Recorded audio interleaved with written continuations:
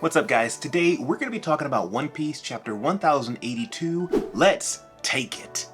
Now, this chapter's title is all about an inspirational speech that Buggy gives his crew, but we're going to get into that later. Before we start, go ahead and hit that subscribe button if you're not already subscribed, like this video if you like One Piece content, and join us in the discussion below in the comments. Let us know anything about this chapter that you want to just talk about. Now, before I get further into this chapter, let's just go ahead and pour one out for the boy TBone. The guy is done. TBone, we hardly knew ye. Darkness, my old friend. Honestly, he was very impressive in his fight with Zoro way back on the sea train at the Water 7 Enies Lobby kind of arc. It was like in the middle of that.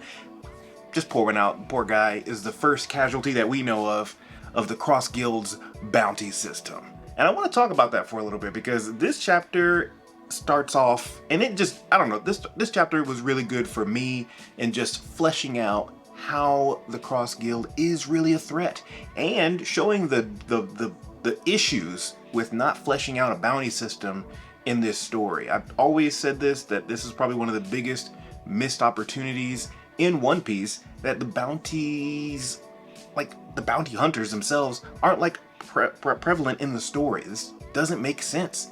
They should have a central role in the story. We should have seen, after the time skip, Smoker as a bounty hunter going after the Straw Hats, but we didn't get that. I'm not going to get too far into that because that's off subject. But here we see an old man thanking Buggy for sending the money to his family after he essentially took out TBone. This guy, I don't know how he did it, just stabbed him in the back or did have some poison or something. But he took out a vice admiral by himself, and he got the rewards. He's like, man, of course, you deserved it. You took out a vice admiral by yourself. Of course, we're going to hook you up, bruh.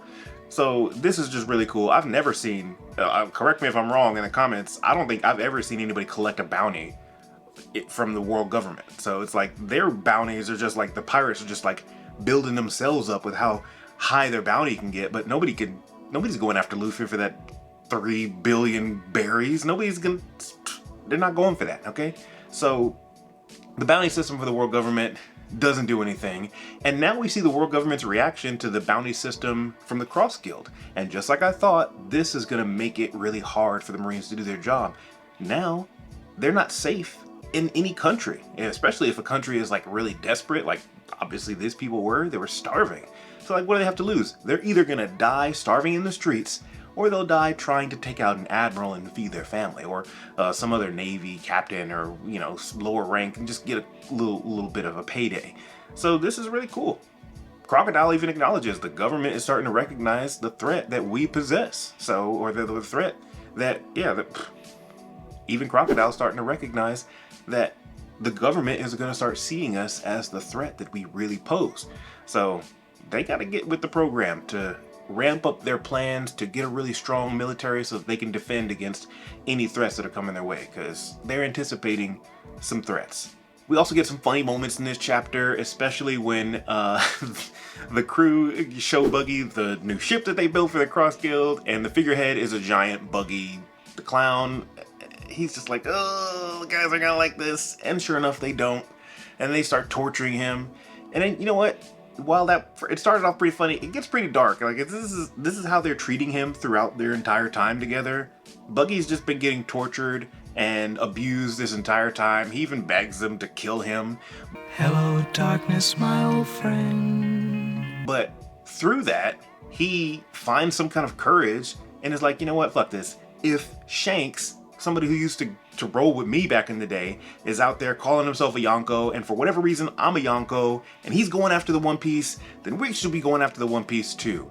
And, going against Mihawk and Crocodile, he, uses the Denden Mushi to, broadcast his idea in his speech to his crew that, look, we're gonna go after the One Piece. You know what? We can do it. We want wealth, we want fame, we want power. Then just go after the One Piece, we can get all of it. We don't even have to fight for it, we can outsmart them.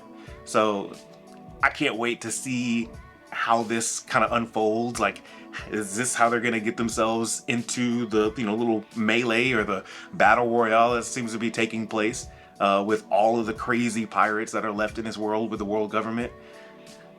Just love to see it. This has just been really fun. Cross Guild stuff is like climbing up the ranks as far as like stuff that I want to see, and they're doing it just like, I guess, like I like it, just like I wanted it. I wanted to see the bounties really be a central part of why they're dangerous, and they are. And they're actually paying him out. So they're spreading positive vibes with the people. This is real. No, I got paid out by Cross Guild. This is legit.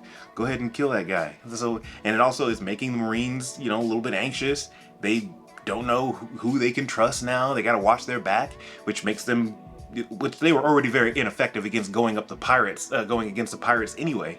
It's going to make them that much more ineffective moving forward. So love this part of the chapter. It's really cool to see Buggy interacting, always hilarious, but also it shows me that, you know, he does have something that you need to have if you want to be in the position he's in, and it's dedication and conviction. And while he is a coward and he is weak, you know, and he's opportunistic, he is at this moment anyway expressing what a real pirate king needs, and it's just conviction. Like, damn it, Shanks, he could have been pirate king a long time ago. To him, to I don't believe it, but to Buggy, he saw Shanks as him way back then. So maybe Shanks was already powerful as a little kid and we just didn't get to see it. But Shanks, Buggy was disappointed with Shanks deciding to just not go after the One Piece. He's like, what? That's not what, you know, Roger would have wanted. You know what I mean? You should be the next one. And he just kind of felt like Shanks was kind of dropping the ball. So that's why he left, and why he said, you know what, next time we see each other, we're enemies. So don't even come to me. He doesn't feel like Shanks is living up to the dream that Roger left for both of them. You know, Buggy was on Roger's ship. You know, he has that same like motivation to go after the One Piece. I mean, it may not be always there, but right now he's being filled with that will from Roger. So it's just a testament to how the will can transfer from generation to generation. And yeah, even though I feel like Shanks is the one who directly inherited Roger's will, who, you know, he knows exactly what he's got to do to achieve what Roger wanted to do, Buggy just also inherited his spirit, like his desire to go after that and be the pirate king. So I'm here for it. I can't wait to see what Buggy's got up his sleeves, or what other things he fails into success towards. Just very exciting in this chapter. And we end this chapter pretty strong too, because we get Kamabaka Kingdom.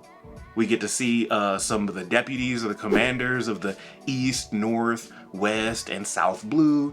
And it's just really cool. I'm not going to go into speculate about what their powers are. A couple of them look pretty cool. A couple of them look pretty weird, which is, you know, par for the course for One Piece. But I'm sure we'll get to explore more of them later. I don't even want to go into their names or anything. But Sabo is back. He arrives on a ship, a Lelouchian ship, with Lelouchian citizens who are excited to join the revolutionaries, especially after they saw or heard about what happened to their kingdom. Sabo reveals that he wasn't even on the island. You know, he wasn't on the island. He probably just misled them so that he could be safe. But he did manage to get people out of that island. So really cool. Sabo's still a hero. He's still in the game. I didn't think he was dead. Come on, how's he gonna die from that? Like, doesn't make sense.